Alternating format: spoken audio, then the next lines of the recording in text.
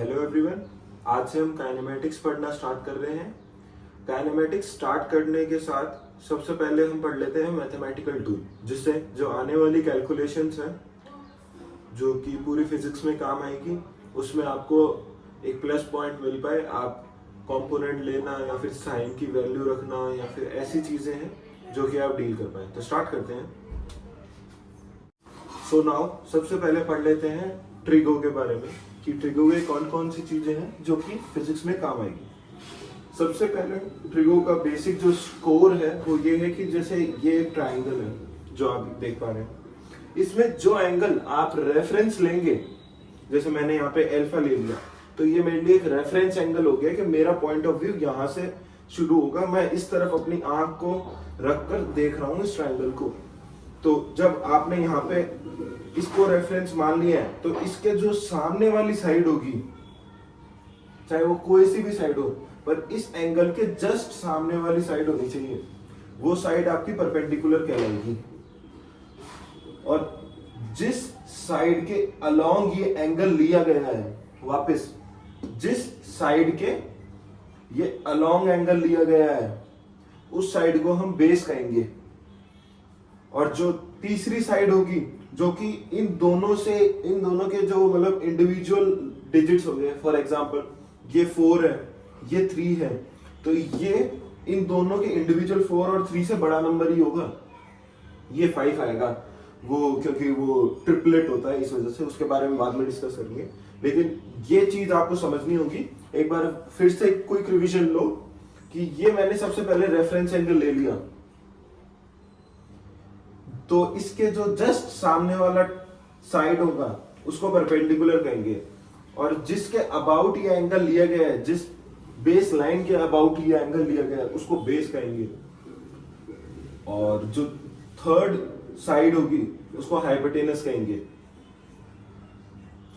उसके बाद में बात आ जाती है और जो साइन कॉस ये चीजें होती है। तो सबसे पहले साइन एक्चुअली में रेशियो है।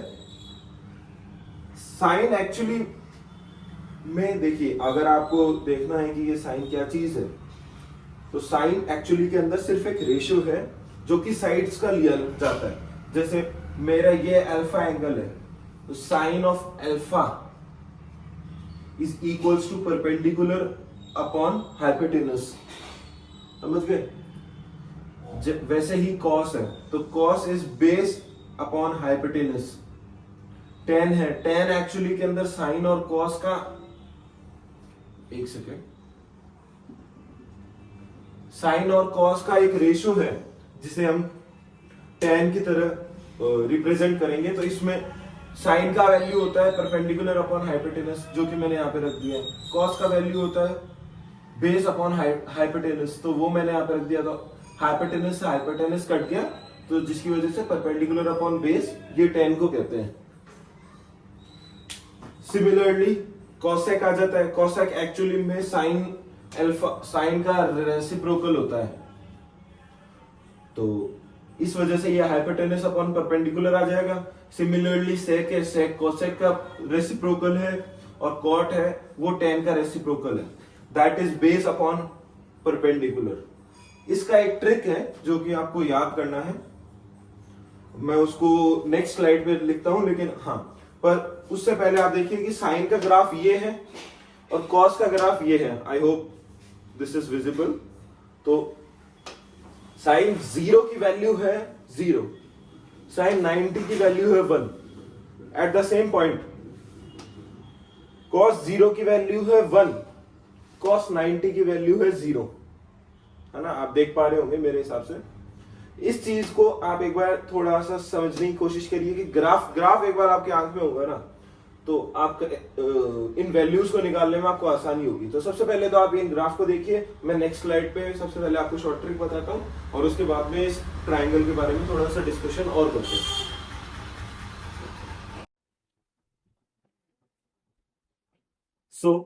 अब बात कर लेते हैं जो शॉर्ट ट्रिक मैंने अभी बताया। देखिए, ये एक आपको ऐसा ही लिखना है। सबसे पहले जैसे आप प्रैक्टिस करेंगे ना सबकी क्या शॉर्ट ट्रिक है या क्या नहीं है, तो आपको बेसिकली ये चीज लिखनी है। तो ये ऐसे लिखना है, अपॉन एच एच बी। सो सबसे पहले आ जाता है पी। पी का मतलब क्या है? देखिए ये जो चीज है, ये अभी मैंने आपको बताया ये क्या चीज है, आप बताइए। हाँ सही, ये साइन है। तो आपको ऐसा याद रखना है, P for Pandit, B for Badri, and then again अगर पी आ रहा है तो दैट इज फॉर प्रसाद। हर हर बोले, पंडित, बद्री, प्रसाद, हर हर बोले। तो ये ट्रिक आपको अप्लाई कैसे करनी है वो बता देता हूँ। जैसे सबसे पहले आपने ये बॉक्स लिया, तो ये साइन को रेफर करता है। उसके बाद जब आपने ये वाला बॉक्स लिया, ये कॉस को रेफर करता है। उसके बाद आपने ये वाला बॉक्स लिया, तो ये रेफर करता है टेन को। अब नेक्स्ट जब आप यहाँ पे आ जाएंगे, तो अब ये उल्टा चल रहा है, तो एच अपॉन पी हो जाएगा। जैसे मैं बोल रहा हूँ कि यहाँ से आपको स्टार्ट करना है, तो ये हो जाएगा एच अपॉन पी, जो कि है साइन का इनवर्स। अगर आपने उसको सीधी तरीके से समझ लिया है तो आपको ये समझ में आ रहा है कि हाँ ये साइन का, सॉरी, ये साइन का रिवर्स है। तो साइन का रिवर्स क्या था? कोसेक। तो ये हो गया कोसेक, फिर ये हो गया सेक, उसके बाद ये हो गया कॉट। तो इस तरीके से आपको याद करना है, पंडित, बद्री, प्रसाद, हर हर बोलो, है ना। उसके बाद देखिए, जब एक बहुत इंपॉर्टेंट पॉइंट है जो कि आपको लिख लेना चाहिए, कि मतलब आगे कंफ्यूजन नहीं होगा जिससे, कि जो ट्रिग्नोमेट्री है that is applicable for all types of triangle. चाहे वो राइट एंगल ट्राइंगल हो, चाहे नहीं हो, चाहे किसी भी तरीके का ट्राइंगल क्यों ना हो। जो कॉस और साइन है वो एक्चुअली के अंदर एक रेशियो ही है। तो रेशियो तो आप किसी भी टाइप ऑफ ट्राइंगल में अप्लाई कर सकते हैं। पर जो पाइथागोरस थ्योरम है, जो कि है कि इसका स्क्वायर प्लस इसका स्क्वायर इज इक्वल्स टू इसका square, that is only applicable for right angle triangle. वैसे ज्यादा चिंता की बात नहीं है कि आप जो ये जेई का सिलेबस है इसके अंदर जो ट्रिग्नोमेट्री भी डील करेंगे, वो अच्छा खासा रेशियो जो होगा वो आप राइट एंगल ट्रायंगल में अप्लाई करेंगे, जिसकी वजह से आप पाइथागोरस और ट्रिग्नोमेट्री को साथ में अप्लाई कर पाएंगे। देखिए अभी आपको इन चीजों को, जैसे मैं आपको लग रहा होगा कि स्पीड में ले रहा हूँ, ये चीजों को यहाँ पे स्पीड में लेने का ये लॉजिक नहीं है कि आपको अभी मैं सारा ट्रिक को अच्छी तरह समझा दूं और उसके लिए मैं आपका पूरा लेक्चर कंज्यूम कर लूं। ये बेसिक्स है। अभी भी अगर आपको ये चीज समझने में थोड़ा प्रॉब्लम होगा तो ये देखिए, अगर इसमें हम समझाना चाहें तो यही समझा पाएंगे कि साइन एक्चुअली क्या है। साइन सिर्फ एक वर्ड दे दिया है। किस चीज को वर्ड दे दिया? अगर मैं मानिए कि मैं बोलता कि सर परपेंडिकुलर अपॉन हाइपोटेन्यूज का है ना, जो रेशो आ रहा है वो एक बहुत अच्छा फिगर आ रहा है। ये एक्चुअली में अपन डील करते हैं एंगल्स के साथ में, कि जैसे जैसे अगर मानिए कि ये अल्फा है, अल्फा बढ़ेगा तो परपेंडिकुलर अपॉन हाइपोटेन्यूज का जो रेशियो है वो भी बढ़ेगा। एक्चुअली में ये ऐसे डील करा देगा। पर एक्चुअली में साइन कॉस है क्या? अगर किसी ने पहली बार सुना होगा तो उसको प्रॉब्लम आ रही होगी कि है ना, ये तो साइन और कॉस को इतना इजीली ले रहे हैं। उस चीज के पीछे का लॉजिक बता देता हूँ। साइन, वापस बोल रहा हूँ, white B for the fifth और द सिक्स्थ टाइम, इस साइन एक्चुअली में क्या चीज है? साइन सिर्फ एक रेशियो है। कॉस क्या? कॉस भी सिर्फ एक रेशियो है जो कि ट्राइंगल्स के बीच में डील किया जाता है। बोले सर इन रेशियो से हमें क्या काम है?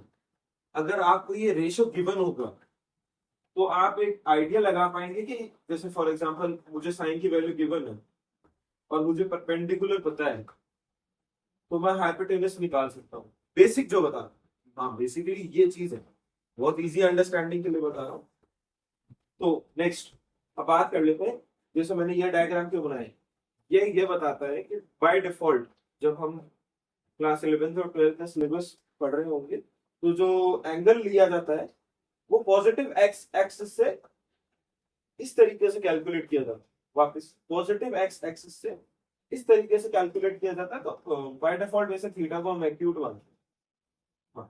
नेक्स्ट आ जाता है ये ऑल साइन टेन कॉस। बोले सर ये क्या लिख दिया आपने? ऑल के आगे भी आपने पॉजिटिव लगा दिया, टेन के आगे भी लगा दिया, इसके आगे भी लगा दिया, इसके आगे भी लगा दिया। तो जो मैं ग्राफ की बात आपको बता रहा था, ट्री को हम भी पढ़ेंगे, लेकिन उससे पहले आपको साइन और कॉस के ग्राफ है जो कि आपके आंखों के सामने आ जाना चाहिए। ये साइन का ग्राफ है, ये कॉस का ग्राफ है, जैसे कि मैं बता चुका हूँ। तो सबसे पहले आप 0 से 90 डिग्री के बीच में देखते हैं साइन की वैल्यू 0 से 1 के बीच में है तो पॉजिटिव नंबर ही तो है। ठीक है सर, 90 तक आ गए। 90 से 180 पे जाए आप, फिर भी 0 और 1 के मतलब सॉरी 0 और 1 के बीच में है तो पॉजिटिव वैल्यू। इसी वजह से ये इस तरफ है 0 डिग्री, इस तरफ है 90 डिग्री, इस तरफ है 180 डिग्री, इस तरफ है 270 डिग्री और इस तरफ आपके साथ आता है 360 डिग्री। आपने साइन का ग्राफ देख लिया तो 0 से 90 के बीच में पॉजिटिव है। ठीक है सर, ऑल के अंदर कौन कौन आ गए? सभी आ गए वैसे तो, लेकिन अभी हम मेजरली बात देखिए, अगर कोई नंबर पॉजिटिव है तो उसका रेसिप्रोकल भी पॉजिटिव होगा। सिंपल सी बात है ना। अरे भैया देखिए, जैसे एक सेकंड,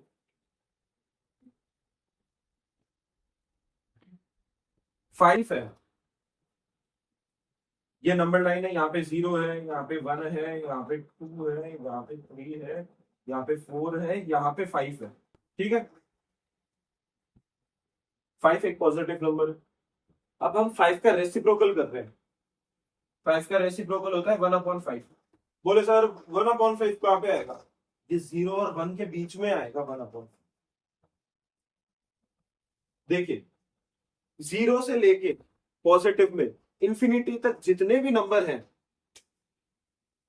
0 से लेके इंफिनिटी तक, ये ओपन ब्रैकेट लगाने का लॉजिक बाद में बताऊंगा, ये सेट्स में आएगा। ओपन ब्रैकेट का वैसे सिंपल मतलब ये होता है कि इन नंबर को इंक्लूड नहीं कर सकते। बोले सर आप 0 और इंफिनिटी को इंक्लूड क्यों नहीं कर रहे हो? पहली बात, इंफिनिटी है ना, डिफाइंड नहीं है। डिफाइंड नहीं है मतलब मैथ्स के अंदर आप इस नंबर तक पहुंचे ही नहीं हो। बोले सर फिर तो ये इमेजिनरी नंबर हो गया। इमेजिनरी कैसे हो गया भाई? इमेजिनरी नंबर की मैथ्स के अंदर एक अलग डेफिनेशन जो कि आगे पढ़ाया जाएगा कॉम्प्लेक्स को, लेकिन ये इंफिनिटी है, ये इमेजिनरी नहीं है। बोले सर आप दोनों बातें कैसे कर रहे हो? बोले एक तरफ तो बोल रहे हो इमेजिनरी और एक तरफ बोल रहे हो इमेजिनरी नहीं है। तो जो मैथ्स है, मैथ्स अपने आप के अंदर जो ब्रांच है उसके अंदर कॉम्प्लेक्स नंबर आता है जिसके अंदर इमेजिनरी की एक अलग लैंग्वेज है। लेकिन अपन जो बात कर रहे हैं एज स्टूडेंट और टीचर या फिर जैसे भी मैं आपको समझाना चाह रहा हूँ, उस लैंग्वेज के अंदर ये एक इमेजिनरी नंबर है, आप इस नंबर तक कभी पहुंच नहीं पाएंगे। तो बोले सर 1/इंफिनिटी पॉसिबल है? अब देखिए इसका इनिशियल स्टेज में, जैसे अभी आपने अपना सिलेबस स्टार्ट कर रहे हैं, तो इस वक्त इसका जवाब देना बहुत कॉन्ट्रोवर्शियल है। पर हाँ, 1/0 का जवाब देना बहुत आसान है। ये डिफाइंड ही नहीं है। 0 कभी भी किसी भी डिजिट के अंदर, मतलब कोई भी आप सॉल्विंग कर रहे होंगे, 0 कभी नीचे नहीं आएगा। इसका जवाब आपको मिलेगा जब हम सेट्स पढ़ रहे होंगे, उस वक्त आपको इन दोनों का जवाब मिलेगा, या फिर ट्रिगो के अंदर भी बता दिया जाएगा। लेकिन आप इन दोनों को ही ये समझिए कि आप इन दोनों को इंक्लूड नहीं कर सकते जो पॉजिटिव नंबर्स आते हैं उसमें। ठीक, अब मैं coming back to the point, 0 से लेके इंफिनिटी तक जितने भी नंबर हैं, तो बोले सर 0 के बाद आ जाएगा 0.1, 0.2, 0.3, है ना? ये जो 0.1, 0.2, ये एक्चुअली में है क्या? 0.1 को अगर हम लिखेंगे, देखिए मैं थोड़ा साफ कर देता हूँ, 0.1 को लिखेंगे तो वो तो हो गया 1/10। इसका रेसिप्रोकल क्या है? बोले सर 10 है इसका रेसिप्रोकल। एक्चुअली में हो रहा क्या है, 0 से लेके 1 और 1 के आगे जितने भी नंबर, तो ये जो 1 के आगे जितने भी नंबर है ना, इन सब का रेसिप्रोकल करेंगे तो 0 और 1 के बीच में आएगा। समझ गए? जैसे 2 ले लिया तो 2 का रेसिप्रोकल होगा 1/2, तो वो जो 1/2 है ना, ये इस जगह पे आएगा, और ये जो 2 है ना, ये इस जगह पे आएगा। ये आपको बहुत हेल्प करेगा जब आप ट्रिगो सॉल्व कर रहे होंगे। आई स्टिल रिमेम्बर, मतलब मैं जब अपने मैथ्स टीचर से पढ़ रहा था जेई के लिए, तो एक पॉइंट पे ये चीजें भले ही मेरे दिमाग में इनिशियली क्लियर थी, लेकिन इस चीज को याद रखना भी बहुत जरूरी है। ट्रिगो के अंदर मतलब मैं सवाल सॉल्व कर रहा था और मेरे को इसी जजमेंट के अंदर बहुत प्रॉब्लम फेस हुई थी। मैं सर के पास बाद में गया था और मतलब उनसे डिस्कस करा था, जब उन्होंने वापस क्लियर करा, बोले 1/2 आएगा कहाँ पे, यही सेम चीज, बोले 1/2 आएगा कहाँ पे। मैंने उनको ये जजमेंट दे दिया कि 1 और 2 के बीच में आएगा, जबकि 1/2 मतलब इसके 1 और 2 के बीच में नहीं आएगा, बल्कि इस जगह पे आएगा। तो ये वाली चीज आपको याद रखनी होगी, ये बहुत इंपॉर्टेंट। देखिए ऐसी छोटी छोटी क्लैरिटी ही समझाना मैथमेटिकल टूल का काम है। ये नहीं है कि मैं आपको यहाँ पे पूरे ट्री को पढ़ा दूं और उसके बाद में काइनेमेटिक्स स्टार्ट करूंगा, है ना। तो इस पॉइंट पे वापस आ जाते हैं, इस चीज को हटाते हैं।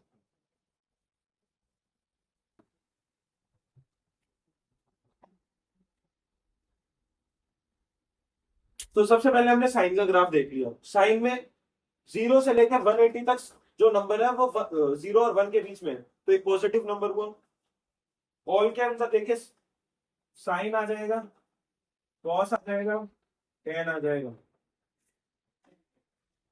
हाँ, तो वापस 0 से लेके 180 तक साइन पॉजिटिव है, ऑल के अंदर मतलब साइन पॉजिटिव है, इधर 180 तक साइन पॉजिटिव है। बोले सर उसके बाद में टेन पॉजिटिव कैसे लिख रखा है, वो बताता हूँ। यहां तक साइन पॉजिटिव हो गया, उसके बाद में 180 से लेके आप आ जाओ 270 तक। अब मानो कि साइन नेगेटिव है, जैसे 0 से लेके -1 तक आई है, तो बोले साइन तो नेगेटिव है सर, ठीक है, साइन नेगेटिव। पर सर जब हम यहां पे देख रहे हैं तो 180 से लेके 270 तक कॉस भी नेगेटिव है ना। तो वो बोले ठीक है, कॉस भी नेगेटिव है। तो बोले सर अब सिंपल सी बात है, नेगेटिव नेगेटिव काट दो, एक पॉजिटिव नंबर बनेगा। और वो पॉजिटिव नंबर क्या होगा, साइन और कॉस का रेशियो होगा, और साइन और कॉस का रेशियो क्या होता है, वो 10 होता है। इसलिए मैंने लिखा यहाँ पे 10 पॉजिटिव है। पर जहां पर 10 पॉजिटिव है ना, वहां पर साइन भी नेगेटिव है, कॉस भी नेगेटिव है। ये देखिए, बोले सर ठीक है, ये बात समझ में आ गई। उसके बाद में देखते हैं 270 से 360 के बीच में। बोले सर साइन के अंदर तो ये वापस 0 से -1 के बीच में है, पर कॉस के अंदर 270 से 360 पॉजिटिव नंबर है, तो साइन नेगेटिव हो गया है। अब देखो एक बार इसको हटा देता हूँ।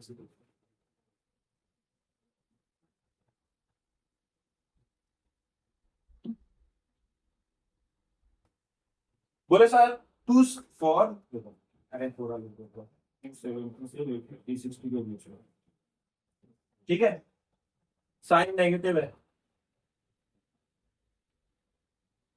कॉस क्या है, कॉस 270 से 360 के बीच में पॉजिटिव है।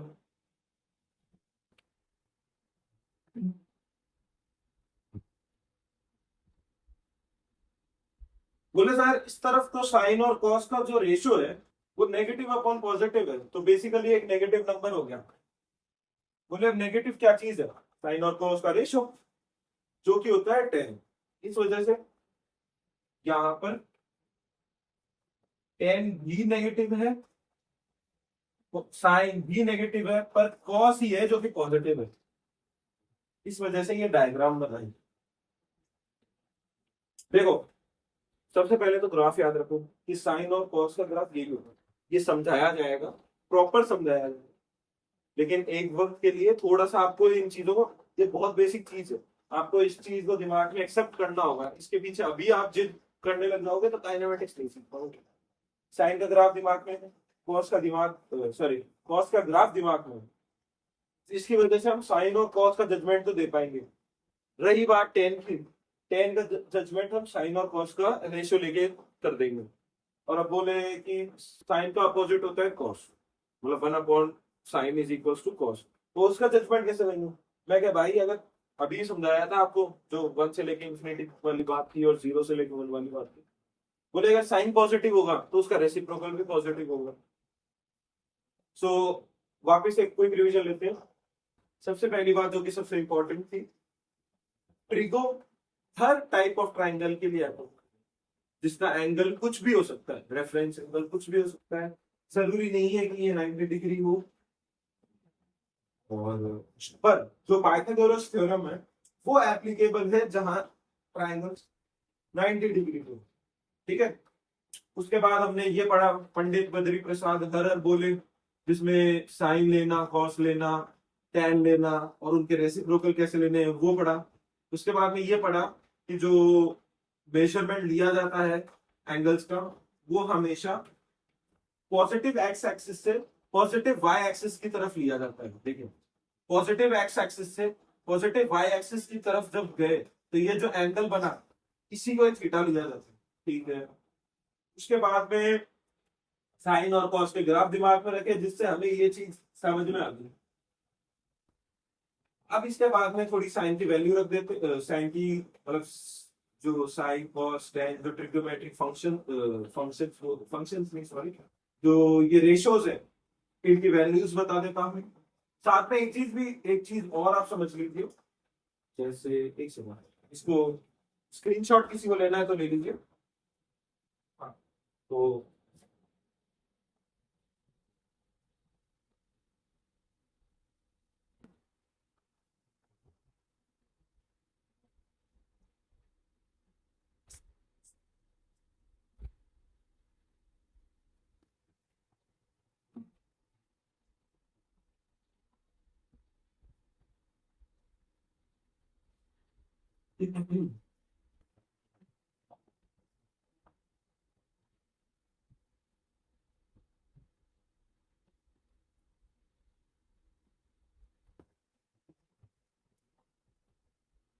तो अब बात करते हैं, ये सर्किल है बेसिकली, ड्राइंग अच्छी नहीं है मेरे पता नहीं है। हाँ, तो ये सर्किल है, सर्किल का पैरामीटर का फॉर्मूला क्या है? बोले सर पैरामीटर का फॉर्मूला है 2 पाई। बोले सर आप गलत हो, मैं एक बार गूगल पे चेक करके आया, फॉर्मूला मेरे हिसाब से 2 पाई है। बोले सर ठीक है मान लेते हैं पैरामीटर का फॉर्मूला 2 पाई। अब 2 पाई तो फॉर्मूला हो गया, ये रेडियस हो गया, ये अल्फा एंगल हो गया, ठीक है। अब बात करते हैं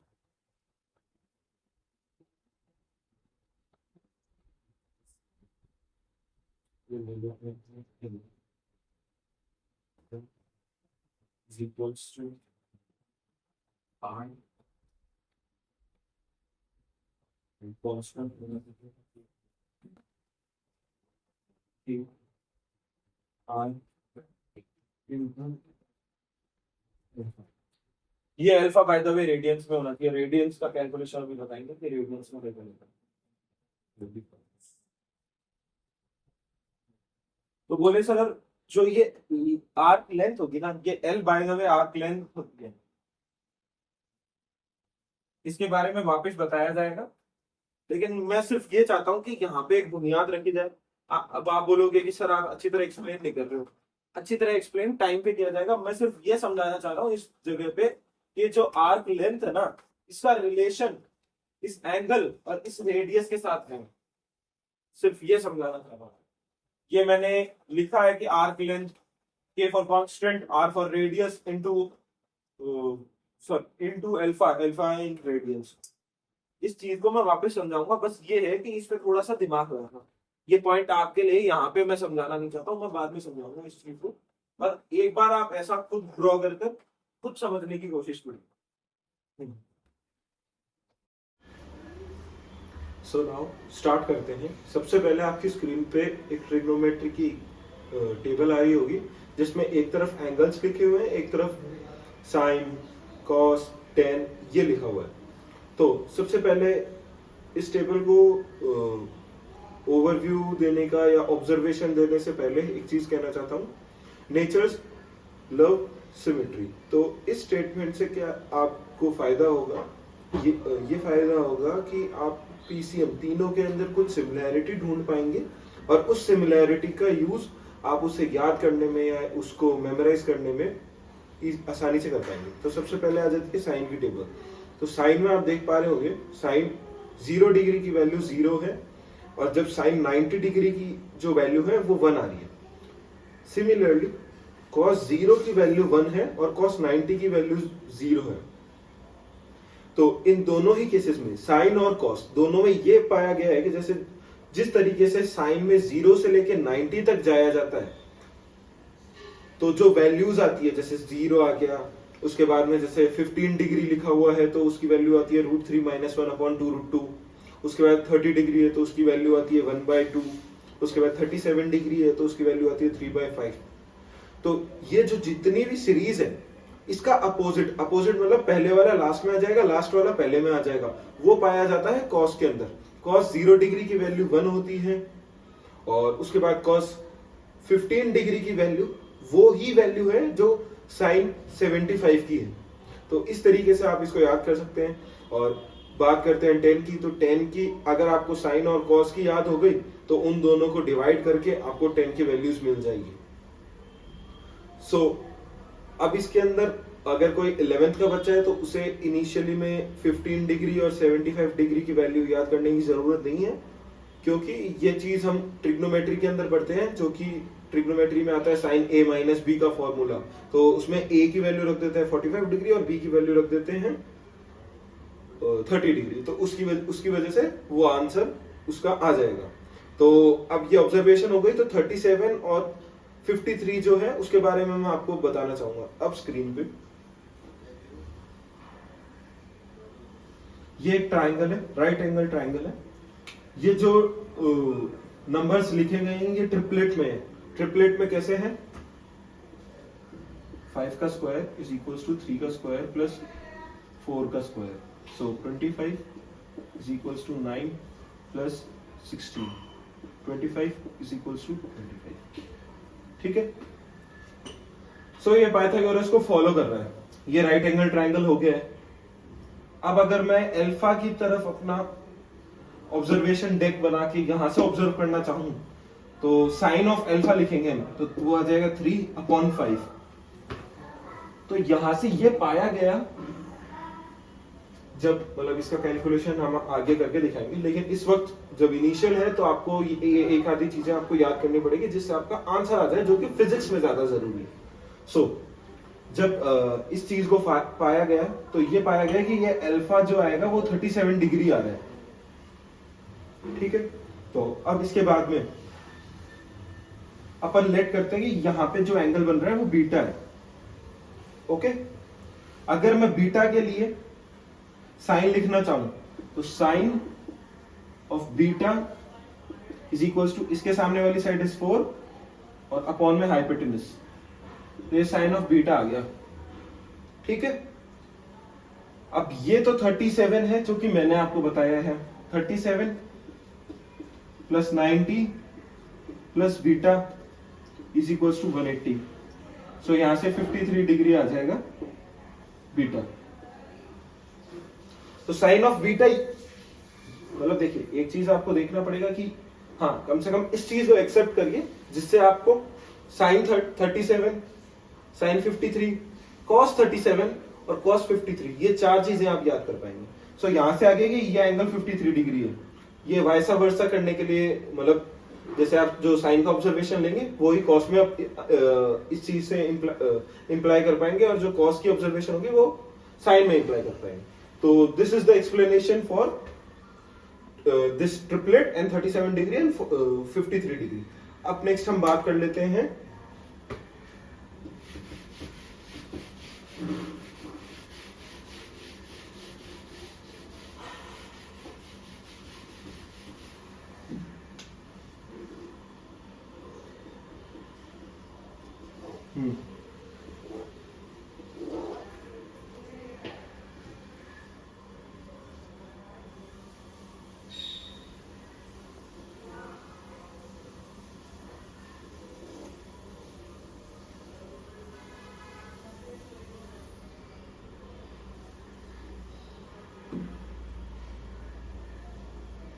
so this is a straight line जो कि यहां से चालू हो रही है और इस तरफ जा रही है। This is positive X axis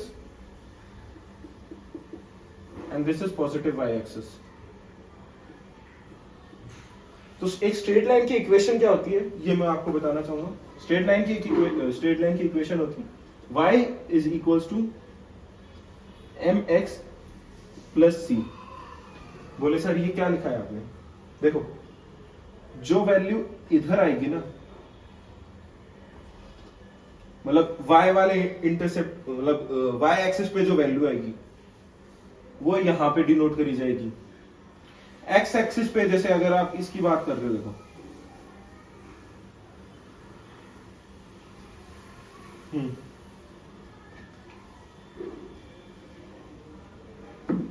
so इस पॉइंट पे जो ये x एक्सिस की वैल्यू आएगी ना, वो यहां रखी जाएगी। m क्या है? m स्लोप है, ठीक है। m की बात एक मिनट बाद में करते हैं। m is slope. अब ये c क्या है? जब एक स्ट्रेट लाइन शुरुआत करती है तो उस शुरुआती पॉइंट पे जो उसकी y पे वैल्यू है, उस वैल्यू को हम इंटरसेप्ट कहते हैं। जैसे ये इतनी लेंथ तो इसकी कवर ऑलरेडी है। जब ये x इक्वल्स टू 0 पर है तो ये y ऑलरेडी कुछ है, मान लो कि 5 है, तो x इक्वल्स टू 0 पे y ऑलरेडी 5 है। तो एक बार इस इक्वेशन में पुट करते हैं। ये इक्वेशन क्या होती है? बेसिकली एक स्ट्रेट लाइन की मैंने ये इक्वेशन, इतनी इक्वेशन होती क्या है? इक्वेशन वो चीज है जो उस स्ट्रेट लाइन को हर एक पॉइंट, चाहे ये पॉइंट है, चाहे ये पॉइंट है, चाहे ये पॉइंट है, चाहे ये पॉइंट है, हर पॉइंट में सेटिस्फाई करती है। उस चीज को एक इक्वेशन कहते हैं। तो मैंने यहाँ पे एग्जांपल लिया है कि y की वैल्यू 5 है जब x इक्वल्स टू 0 है। इस इक्वेशन में पुट कर दो, 5 is equals to m multiplied by 0 plus c। c is intercept, लिख देता हूं मैं।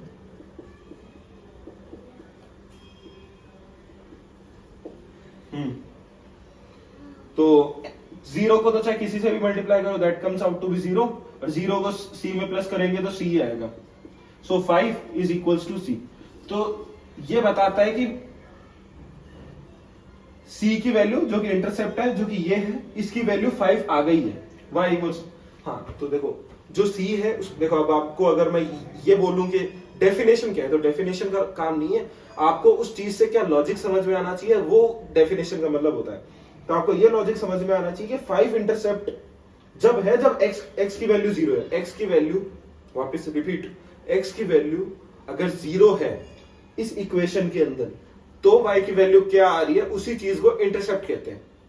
नेक्स्ट m, इसको मैं थोड़ा सा इरेज करता हूं। यहां पे एक्सप्लेनेशन है, इसको आप अपने वर्ड्स में खुद लिख सकते हैं।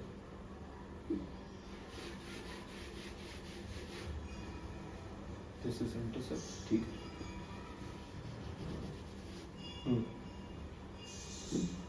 सो अब m है, m एक्चुअली में स्लोप को कहते हैं। इस चीज को निकालते कैसे हैं? पॉजिटिव एक्स एक्सिस से, पॉजिटिव एक्स एक्सिस से जब लाइन इस तरफ टिल्ट होगी, उसी चीज को स्लोप कहेंगे। किस तरफ टिल्ट होगी? पॉजिटिव y एक्सिस की तरफ। और बाय डिफॉल्ट थीटा को एक्यूट माना जाता है।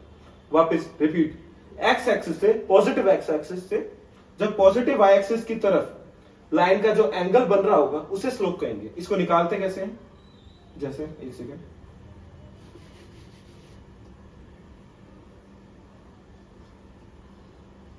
ये y आ गया और इतने में ये जो x है ये आ गया। पहली बात, अगर एक स्ट्रेट लाइन है तो उसका हर पॉइंट पे, इसको देखो इनडायरेक्टली मत लेना। बच्चों की ये कमी पहले होती है कि वो सीधा समझने की जगह उल्टा पहले समझते हैं। ये चीज मत करना। एक स्ट्रेट लाइन का हर पॉइंट पे स्लोप कांस्टेंट रहता है, ये चीज याद रखना। तो यहां से स्लोप जो कि ये थीटा है, सो इसके सामने वाली साइड आ गई y upon x। This y upon x is slope. अगर इंटरसेप्ट 0 है तो, है ना, वो इस इक्वेशन से भी आप निकाल सकते हो। बाकी स्लोप के बारे में वापस बताया जाएगा। मैं सिर्फ ये बताना चाह रहा हूं कि स्लोप इसको कहते हैं। लाइन की इक्वेशन का क्या सेंस होता है, ये चीज है। अभी इतनी डेप्थ में नहीं जा रहा हूं, है ना। वो ये चीज तो आप यहां से भी देख सकते हो कि स्लोप को देखो, अगर c की वैल्यू 0 है, फॉर एग्जांपल c की वैल्यू 0 कर दो, c equals to 0, so y equals to mx, this is x, सो यहां से आप m निकाल सकते हैं, दैट इज y/x। ठीक है, सो इसके बारे में हो गया। सर्कल की इक्वेशन, सिर्फ छोटा सा एक्सप्लेनेशन दे देता हूं मैं सर्कल के बारे में, जो कि एकदम बेसिक है, जो कि वापस बताया जाएगा, लेकिन थोड़ा यहां पे इनिशियल देना जरूरी है। एक सेकेंड, इनिशियली बताना जरूरी है, सॉरी।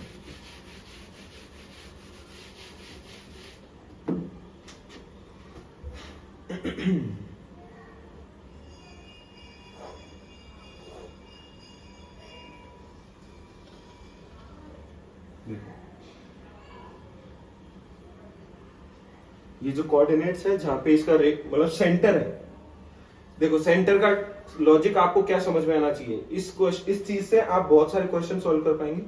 सेंटर वो पॉइंट है जिससे इसके जो पैरामीटर का एक एक पॉइंट है वो इक्वल डिस्टेंस पे है, सिर्फ ये समझ में आना चाहिए आपको उस सेंटर से। ये मान लो a, b है, सो इसकी इक्वेशन क्या होती है वो मैं बता देता हूं, x minus A whole square plus y minus B whole square is equal to R square. ये r क्या है, यही दूरी, दिस इज r।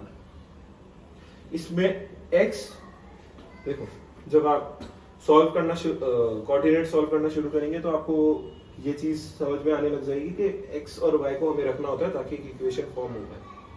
और वैसे जो ये पॉइंट्स मतलब अभी बताया, जो ये पॉइंट्स होंगे ये इस इक्वेशन को सेटिस्फाई करेंगे, जिसमें a और b तो कांस्टेंट्स हो जाएंगे क्योंकि वो सेंटर के पॉइंट्स है, और x और y यहां से आते रहेंगे। अगर इस पॉइंट का है तो मान लो इसका x1 और y1 है,